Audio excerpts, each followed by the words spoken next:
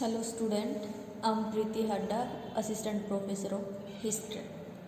आज हम आपको मौर्य साम्राज्य के बारे में बताएंगे कि कैसे मौर्य साम्राज्य की स्थापना हुई, कैसे इसका विस्तार हुआ, कैसे इसने भारतीय इतिहास में अपनी एक महत्वपूर्ण भूमिका जो थी वो निभाई थी, किस तरह की इनकी प्रशासनिक व्यवस्था रही, कैसे इन्होंने विदेशियों के साथ अपने संबंध बनाए रखे और कैसे इन्होंने अपने अधीन हर चीज़ को क्या है बढ़िया तरह से चलाया।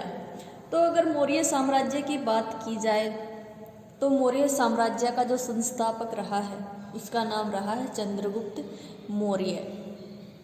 इन्होंने अंतिम नंद शासक धनानंद को मारकर मौर्य वंश की स्थापना की थी। हालांकि इससे पहले भी यह कोशिश कर चुके थे, लेकिन प्रथम युद्ध में इन्होंने हार का सामना करना पड़ा और ये क्या है वहाँ से भाग आए।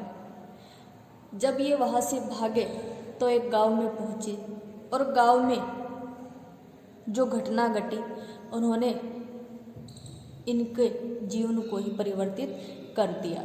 गांव में एक महिला अपने बच्चे को रोटी खिला रही थी, तो बच्चा क्या कर रहा था, रोटी को किनारों पर से न खाकर सीधे बीच से ही खाने की कोशिश कर रहा था और इस कोशिश में क्या हुआ, उसका मुंह जो था वो एक तरह से जल गया।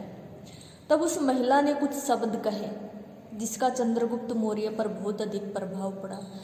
उस महिला ने कहा कि तुम भी वही गलती कर रहे हो जो चंद्रगुप्त मौर्य ने की थी। यानी कि कौन सी गलती थी? चंद्रगुप्त मौर्य ने क्या किया था, सीधे ही धनानंद की राजधानी जो थी उस पर आक्रमण किया था और विशाल सेना के सामने क्या था, पराजित हुआ था। तो शुरू में ही एक शक्तिशाली शासक की राजधानी पर आक्रमण करना ये उसकी बेवकूफ़ी थी।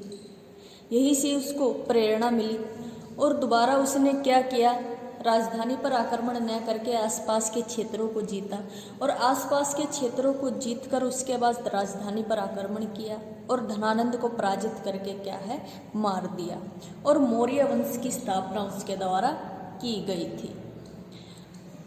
मौर्य जो वंश रहा है भारत का एक प्रमुख वंश रहा है, हिंदू वंश भी आप इसे कह सकते हैं।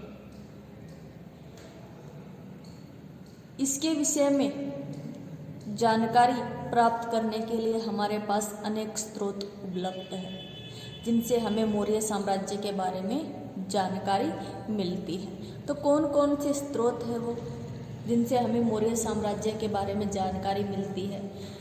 उनमें सबसे प्रमुख जो स्रोत आता है कौटिल्य का अर्थशास्त्र आता है।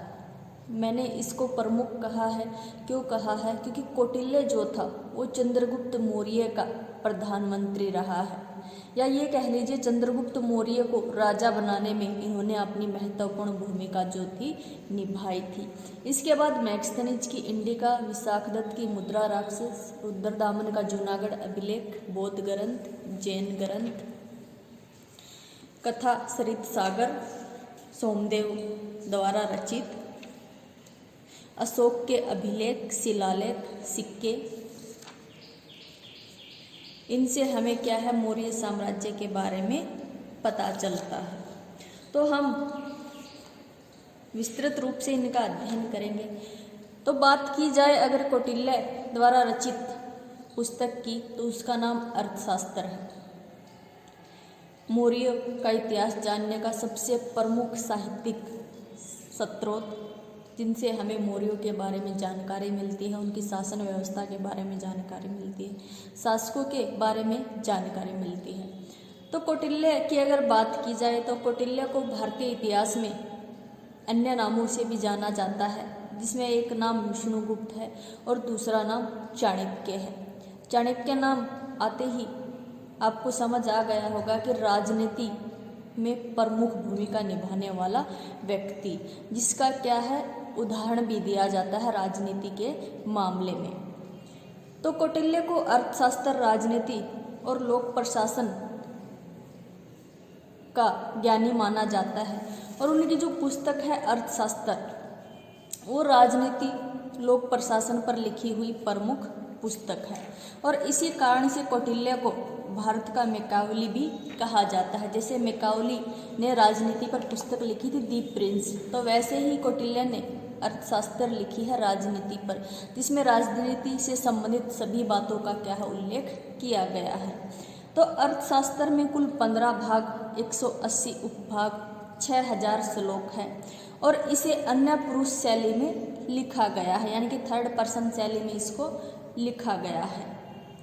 इनके 15 भागों में हर भाग में अलग अलग बात का वर्णन जो हो किया गया है। जैसे प्रथम भाग में राजा के बारे में बताया गया है, उसके अनुशासन के बारे में, उसके व्यवहार के बारे में, उसके कार्य के बारे में।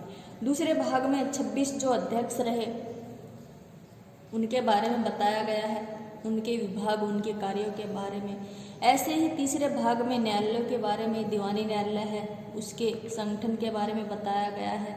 चौथा जो भाग है उसमें कंटक शोधक न्यायालयों के बारे में बताया गया है। ऐसे ही पांचवें भाग में राजा के प्रति प्रशासनिक अधिकारियों के कर्तव्य का वर्णन किया गया है और इसके साथ साथ यह भी बताया गया है कि जो अधिकारी वफादार न हो उसके साथ कैसा व्यवहार किया जाए। छठा जो भाग है उसमें राज्य के 7 सिद्धांत दिए गए हैं, सप्तांक सिद्धांत में इसको कहा जाता है। कौटिल्य का मानना था कि राज्य जो है 7 तत्वों से निर्मित हुआ है और इन्हें ही राज्य का सप्तांक सिद्धांत कहा जाता है। स्वामी अमात्य यानी कि योग्य अधिकारी जो अपनी योग्यता से शासक की सहायता करते हैं प्रशासन चलाने में। अमात्य को राज्य की आंखें भी बताया गया है। जनपद भी प्रमुख भाग बताया गया है। दुर्ग, कोष, दंड, मित्र, ये क्या है 7 प्रमुख भाग बताए गए हैं किसी भी राज्य को चलाने के लिए।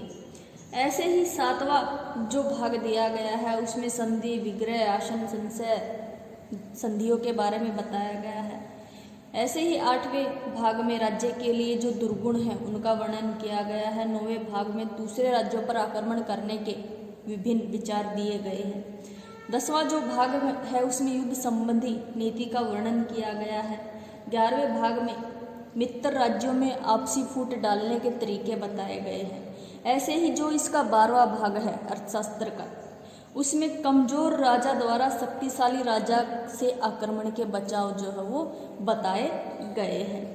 13वां जो भाग है उसमें शत्रु देश के जो दुर्ग हैं उन पर आक्रमण करके कब्जा करने के बारे में बताया गया है। 14वां जो भाग है उसमें औषधियों, जो मंत्र है उनके महत्व, रहस्यों के बारे में बताया गया है। 15वां भाग तंत्र युक्त है। इसमें अर्थशास्त्र में जो बातें दी गई है उन सब का निचोड़ दिया गया है। हालांकि कौटिल्य ने जो अर्थशास्त्र लिखे है उसमें न तो किसी मौर्य शासक का नाम मिलता है, न ही मौर्यों की राजधानी पाटलिपुत्र का वर्णन मिलता है, न ही ज़्यादा सैन्य प्रशासन के बारे में पता चलता है।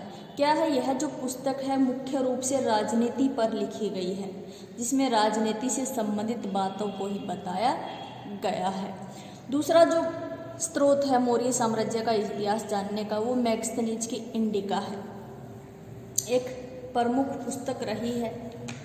मैगस्थनीज जो था सेल्यूकस यूनानी शासक रहा है, उसका राजदूत था और उसने चंद्रगुप्त मौर्य के दरबार में मैगस्थनीज को भेजा था।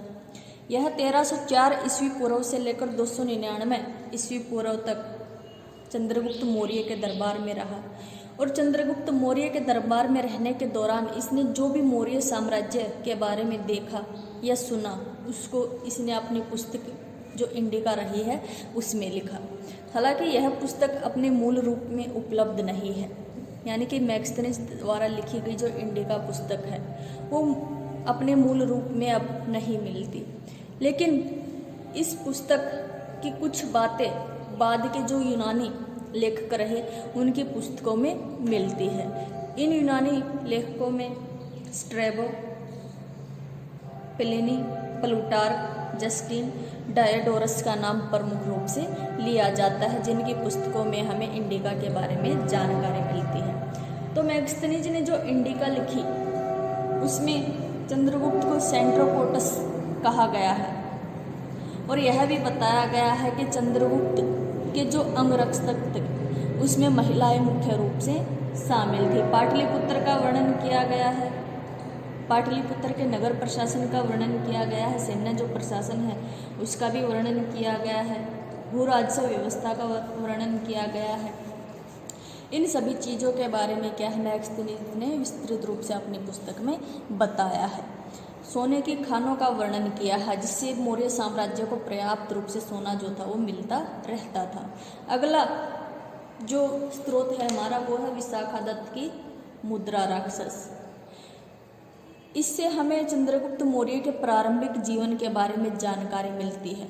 मुद्रा राक्षस में चंद्रगुप्त मौर्य के लिए वर्षल शब्द का प्रयोग किया गया है जिसका अर्थ कुछ जो विद्वान है वो शूद्र शब्द से लगाते हैं, जबकि आधुनिक विद्वान जो है वो सामाजिक हीनता का घोतक जो है वो इसको मानते हैं।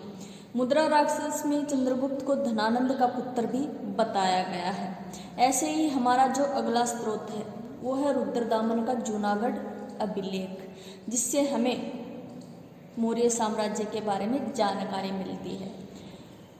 शक शासक रहा है रुद्रदामन।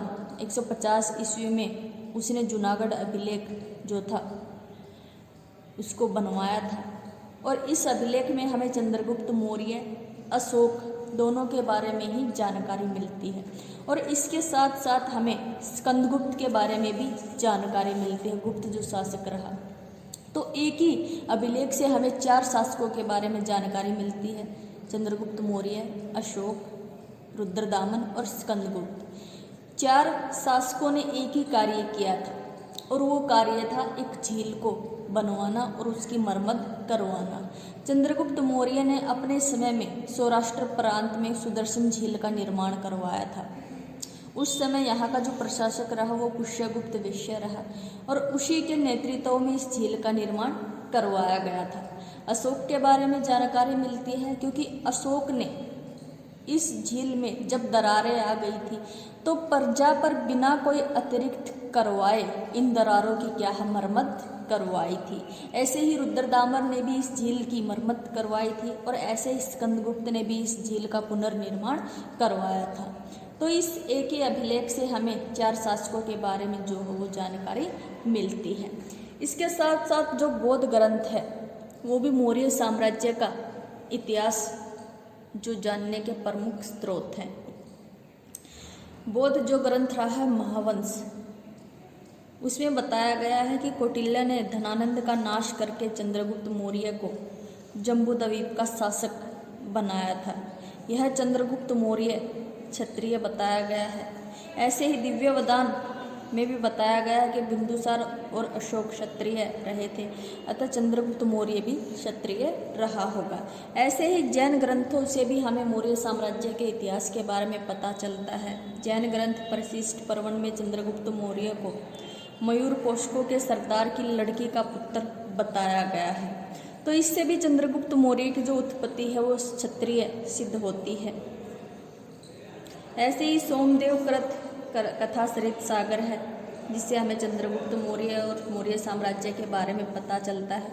अशोक के शिलालेख, स्तंभलेख हैं, गुफाएं जो हैं उनसे भी हमें मौर्य साम्राज्य के बारे में पता चलता है। मौर्य शासकों के बारे में, उनकी शासन व्यवस्था के बारे में, समाज के बारे में, अर्थव्यवस्था के बारे में, इन सब के बारे में क्या है पता चलता है। आज के लिए इतना ही, बाकी आगे